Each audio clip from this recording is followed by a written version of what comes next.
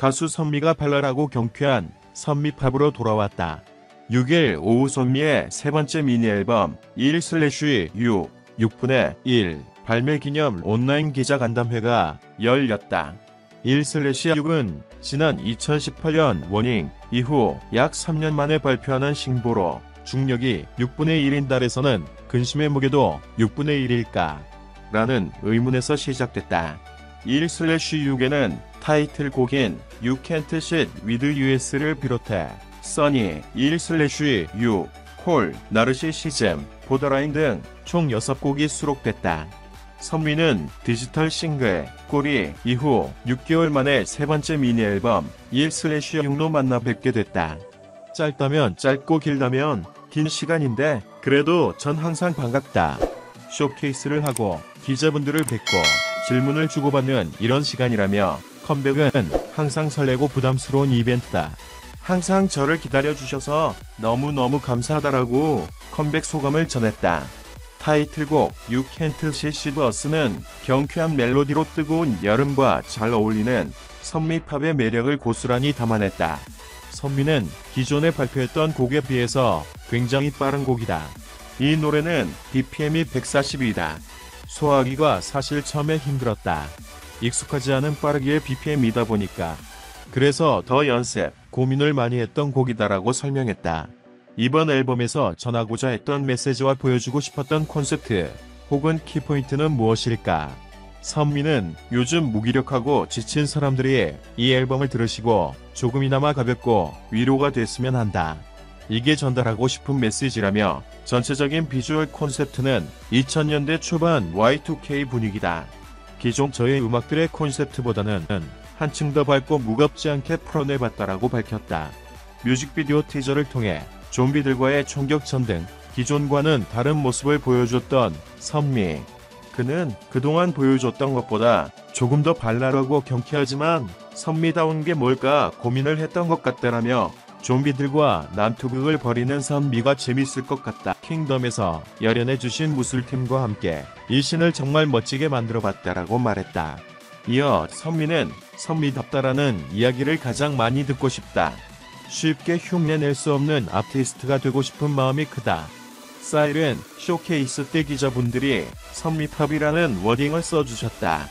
그게 널리 퍼져서 선미라는 장르가 곧 선미라는 이야기를 많이 해주셨다.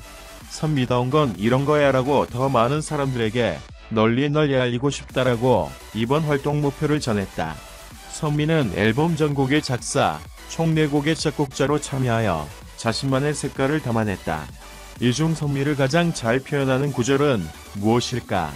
선미는 오늘 바람은 선선히 여유롭기까지 해.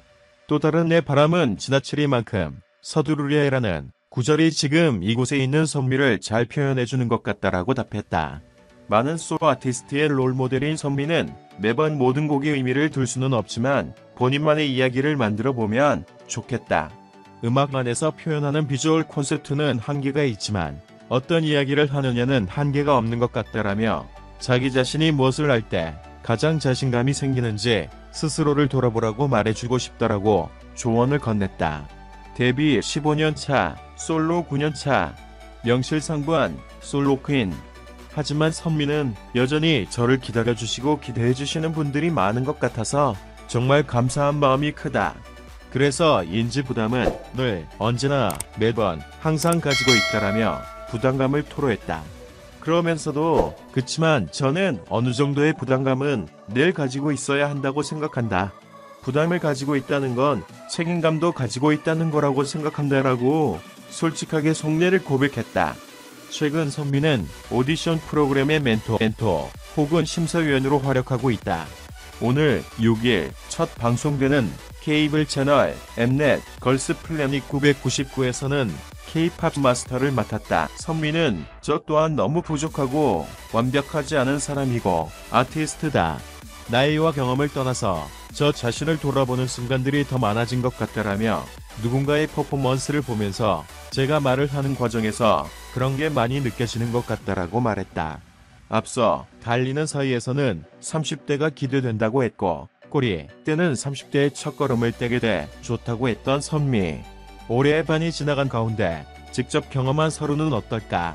선미는 제가 서른이 되보니까 나는 내가 아직도 어른이 아닌 것 같은데라는 생각이 든다라며, 그런데 또 한편으로는 내가 앞으로 더 많은 걸 해볼 수 있겠다라는 자신감과 확신도 든다.